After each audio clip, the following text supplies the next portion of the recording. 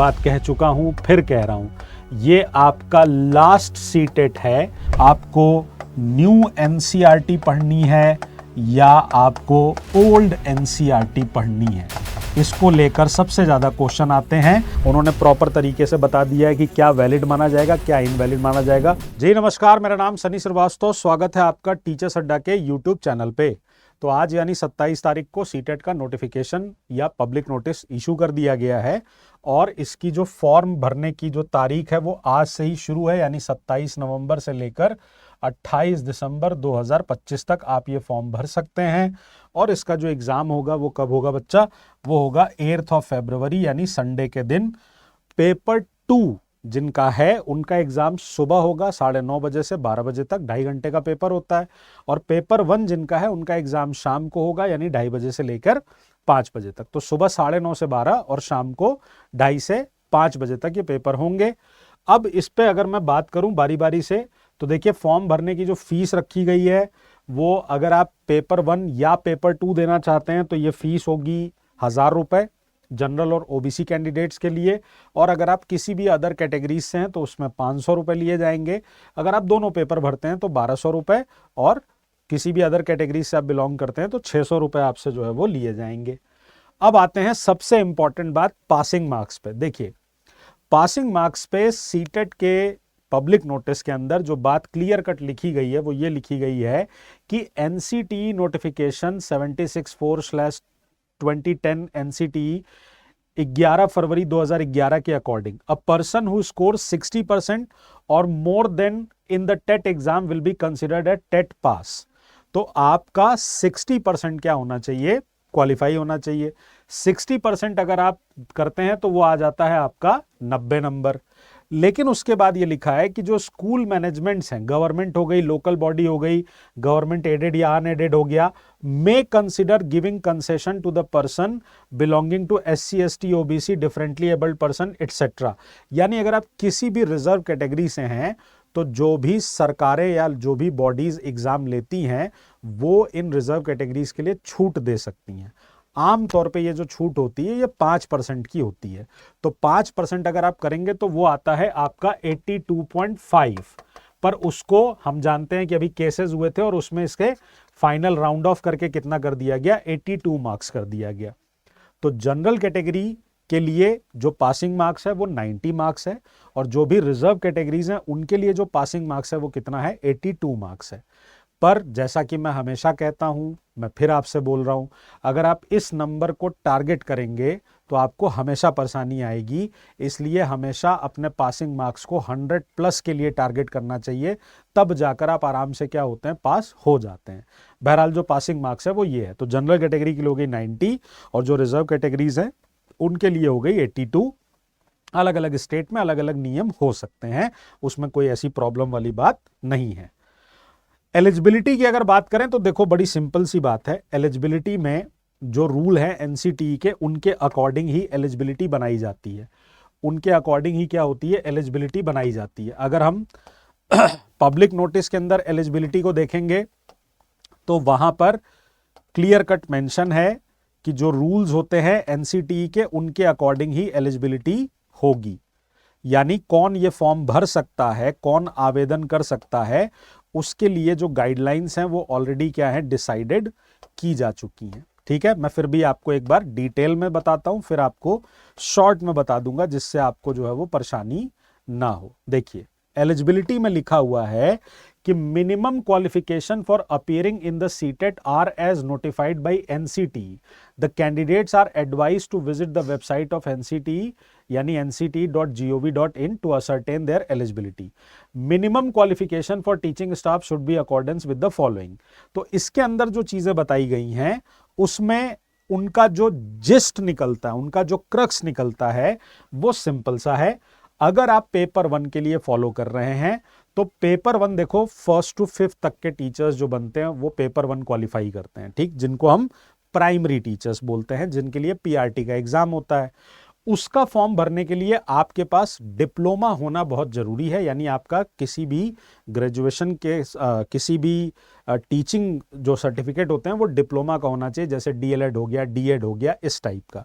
और अगर आप पेपर 2 दे रहे हैं जो कि 6 to 8 तक के टीचर्स को पढ़ाते हैं, या जैसे DSSB में 6 to 10 तक पढ़ाते हैं, KVS में 6 to 10 तक पढ़ाते हैं, NVS में EMRS में 6 to 10 तक पढ़ाते हैं, यहां पर आपके पास क्या होना चाहिए, डिग्री आपकी होनी चाहिए, यानी आप डिग्री होल्डर होने चाहिए और पेपर 1 के लिए डिप्लोमा होल्डर होने चाहिए।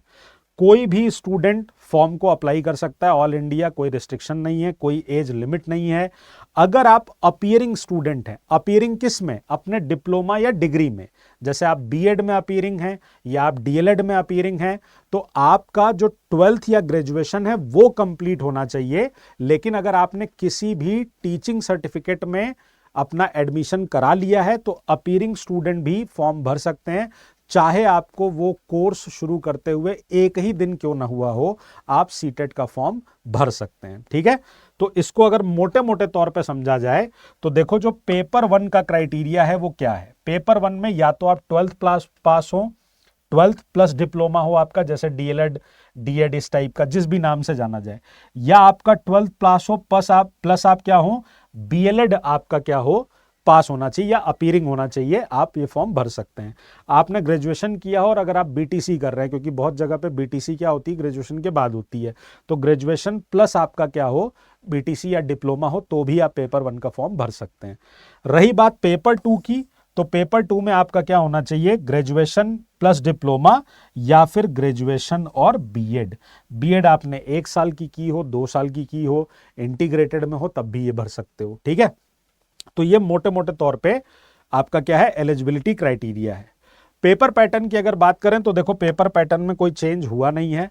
4 चीजें आपसे पूछी जाती हैं। क्या क्या पूछी जाती हैं, आपसे पूछी जाएगी सीडीपी, आपसे पूछा जाएगा लैंग्वेज 1, आपसे पूछा जाएगा लैंग्वेज 2 और आपसे आपका पूछा जाएगा सब्जेक्ट। ठीक है, तो अगर आप पेपर 1 में एग्जाम दे रहे हैं तो पेपर 1 में सीडीपी के 30 सवाल आएंगे, लैंग्वेज के भी 30 सवाल आएंगे, लैंग्वेज 2 के भी 30 सवाल आएंगे, जिसमें 15 क्वेश्चंस आपके पैराग्राफ और पोएट्री इनसे रिलेटेड होते हैं।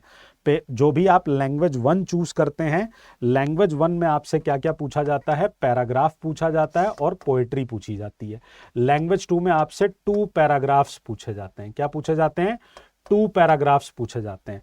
पेपर 1 के अंदर जो सब्जेक्ट बनता है वो बनता है मैथ्स और ईवीएस, और दोनों के 30-30 सवाल आते हैं। 15 क्वेश्चन कंटेंट के आते हैं और 15 क्वेश्चंस आपके सब्जेक्ट की पेडागोजी के आते हैं। अगर आप पेपर 2 दे रहे हैं तो पेपर 2 के अंदर सीडीपी में सेम वही बात है, 30 क्वेश्चंस पूछे जाएंगे। लैंग्वेज 1 में भी 30, यहां पर भी 30, लैंग्वेज 2 में भी 30। जो भी आप लैंग्वेज चूज करते हैं उनके 30 क्वेश्चंस पूछे जाएंगे। 15 क्वेश्चंस उसमें जो है वो पेडागोजिकल इश्यूज के होते हैं। और आप अगर साइंस स्ट्रीम से हैं तो मैथ्स के साथ साइंस पूछा जाता है। अगर आप आर्ट्स के हैं तो एसएसटी पूछा जाता है। अगर आपने लैंग्वेज में अपना ग्रेजुएशन किया है, जैसे मान लीजिए आपने हिंदी से ऑनर्स किया है, संस्कृत से ऑनर्स किया है, इंग्लिश से ऑनर्स किया है, तो ऐसे में लैंग्वेज ऑनर्स के बच्चे भी क्या करते हैं, सोशल साइंस ही देते हैं। अगर आप कॉमर्स के स्टूडेंट हैं, आपने बीकॉम किया है, तो भी आपको क्या देना होगा, एसएसटी ही देना होगा, सोशल साइंस ही देना होगा। ठीक है, तो एसएसटी के अंदर आपसे 60 क्वेश्चंस आते हैं, जिसमें 40 सवाल आपके कंटेंट से पूछे जाते हैं और 20 क्वेश्चन आपसे पूछे जाते हैं पेडागोजिकल इश्यूज के। ठीक है, नेगेटिव मार्किंग नहीं है, तो कोई नेगेटिव मार्किंग नहीं है। मोड ऑफ पेपर जो है वो ऑनलाइन ना होके ऑफलाइन होने लगा है, अब आपको पता है ये बात। 132 शहर हैं भारत के अंदर जिनमें ये पेपर ऑर्गेनाइज किया जाता है। जब आप फॉर्म भरेंगे तो आपसे आपके सिटी की चॉइस पूछी जाएगी कि पहले नंबर पे आप कौन सी सिटी चुनना चाहते हैं, दूसरे नंबर पे कौन सी चुनना चाहते हैं, और उसी चॉइस के हिसाब से आपको क्या किया जाएगा, आपका ऑफलाइन सेंटर एग्जाम का आपको प्रोवाइड किया जाएगा। तो इसमें बेहतर ये होता है कि आप क्या करें, जल्द से जल्द अपना फॉर्म भरें ताकि आपकी पहली चॉइस की सिटी आपको क्या हो जाए, मिल जाए। ठीक है, और सबसे इंपॉर्टेंट बात, क्या कोई चेंज हमें देखने को मिल रहा है, तो हमें कोई चेंज देखने को नहीं मिल रहा है। सिलेबस के अंदर कोई चेंज नहीं है, पेपर पैटर्न के अंदर कोई चेंज नहीं है। पर मैं आपको बता दूं, मैं कई बार ये बात कह चुका हूं, फिर कह रहा हूं, ये आपका लास्ट सीटेट है जिसमें ना तो सिलेबस चेंज दिख रहा है, ना तो पेपर का पैटर्न चेंज दिख रहा है। हो सकता है कि जो नेक्स्ट सीटेट होगा उस नेक्स्ट सीटेट में आपको ये चेंजेस देखने को मिलेंगे। आपको ये चेंजेस देखने को मिलेंगे। हमारी किस्मत बहुत अच्छी होगी तो शायद हो सकता है कि ये चेंज हमें ना देखने को मिले नेक्स्ट टाइम भी, पर मैं 72% श्योर हूं कि अगले सीटेट में आपको सिलेबस के अंदर भी और पेपर पैटर्न के अंदर भी चेंजेस देखने को मिल सकते हैं और सीटेट आपको 4 लेवल पे देखने को मिल सकता है। तो ये गोल्डन अपॉर्चुनिटी है, पेपर पैटर्न सेम है। और सबसे बड़ा सवाल, आपको न्यू एनसीईआरटी पढ़नी है या आपको ओल्ड एनसीईआरटी पढ़नी है, इसको लेकर सबसे ज्यादा क्वेश्चन आते हैं। तो अभी आपको न्यू एनसीईआरटी नहीं पढ़नी है, आपको ओल्ड एनसीईआरटी पढ़नी है। अगर न्यू एनसीईआरटी के कुछ चीजें हमें लगेंगी कि वो एग्जाम में आ सकती हैं, तो वो हम टीचर्स आपको वैसे ही करा देते हैं और आगे भी करा देंगे। तो उसके लिए आपको परेशान होने की आवश्यकता नहीं है। आप अपना फोकस किस पे करेंगे? पुरानी एनसीईआरटी पे करेंगे और आप उसी तरह का सिलेबस है, उसी तरह का पेपर पैटर्न है, कोई चेंज नहीं आया है। 2 बातें जो बहुत इंपॉर्टेंट हैं वो मैं आपको बताना चाहता हूं, उसको आप जरा ध्यान से समझ लीजिएगा। एक तो फॉर्म को भरते समय बहुत ध्यान दीजिएगा। बहुत सारे लोग आप में साइबर कैफे जाके साइबर कैफे वाले से फॉर्म भरवाते हैं, तो थोड़ा सा ध्यान दीजिएगा कि आपके नाम में, पिता के नाम में, माता के नाम में गलतियां ना होने पाए, क्योंकि आपको सुधार का मौका नहीं मिलेगा या बहुत ही रेयर चांस है कि उसमें आपसे चीजें जो है वो पूछी जाएं। तो फॉर्म बहुत ध्यान से भरिएगा, फॉर्म को जल्दी भरने की कोशिश कीजिएगा। सिलेबस को अगर आप देखेंगे तो वही सेम सिलेबस है, कोई चेंज नहीं हुआ है। पेपर 1 के सिलेबस की अगर बात करूं, पेपर 1 के सिलेबस की बात करूं तो चाइल्ड डेवलपमेंट एंड पेडागोजी में ये कुछ पॉइंट्स हैं, कुछ टॉपिक्स हैं जो पहले भी आते थे। कॉन्सेप्ट ऑफ इंक्लूसिव एजुकेशन का टॉपिक पहले भी था, लर्निंग एंड पेडागोजी का टॉपिक पहले भी था। मैथमेटिक्स में कंटेंट की बात करें तो सेम टॉपिक्स हैं, कोई चेंज नहीं हुआ है पिछले बार के पब्लिक नोटिस से, ना ही इन्वायरमेंटल स्टडीज में कोई चेंज हुआ है। पेडागोजिकल इश्यूज भी सेम है। अगर आपका पेपर 2 सोशल साइंस है, अगर आपका पेपर 2 सोशल साइंस है, क्योंकि सबसे ज़्यादा बच्चे सोशल साइंस में परेशान होते थे सिलेबस को लेके, तो वहाँ पे भी मैं आपको दिखा देता हूँ, कोई चेंज नहीं आया। हिस्ट्री के अंदर भी वही सारे टॉपिक्स हैं, when, where and how, earliest societies, first farmers and herders, वही सारे टॉपिक हैं। और आपका जो ज्योग्राफी है उसमें भी वही सारे टॉपिक हैं। और जो सोशल एंड पॉलिटिकल लाइफ यानी आपकी जो पॉलिटी है उसके अंदर भी यही टॉपिक हैं जो पहले थे। तो इनमें कहीं कोई चेंज आपको देखने को नहीं मिलता है, ठीक है, इनमें कहीं कोई चेंज आपको देखने को नहीं मिलता है। बाकी मैं आपको एक चीज और दिखा देता हूं, वो बहुत इंपॉर्टेंट है, बस एक बार मुझे मिल जाए। देखिएगा, एक ये पॉइंट देख लीजिएगा। ओएमआर को लेके बहुत सारे लोग परेशान रहते हैं, उन्होंने प्रॉपर तरीके से बता दिया है कि क्या वैलिड माना जाएगा, क्या इनवैलिड माना जाएगा। कंप्लीट सर्कल जब करोगे वही वैलिड होगा। आधा अधूरा या हल्का सा बाहर निकल गया या टिक कर दिया गया या फैल गया आपकी स्याही, तो ये सब आपका इनवैलिड हो जाएगा, इसको नहीं माना जाएगा। ये वो सिटीज हैं जहां पर आप जो है वो अपनी चॉइसेस भर सकते हैं। 132 सिटीज उनके कोड के साथ दी हुई हैं, इनमें से ही आपको कोई चॉइस सिटी का कर लेना है, ठीक है। तो ये सीटेट की कंप्लीट इंफॉर्मेशन थी और इसमें आप जो है वो ctet.nic.in पे जाकर आप ये पब्लिक नोटिस अपना डाउनलोड कर सकते हैं, या फिर जो आप ये वीडियो देख रहे हैं इसके डिस्क्रिप्शन बॉक्स में आपको ये पब्लिक नोटिस देखने को मिल जाएगा। पीडीएफ उसकी लग जाएगी, पीडीएफ उसकी लग जाएगी है? हाँ,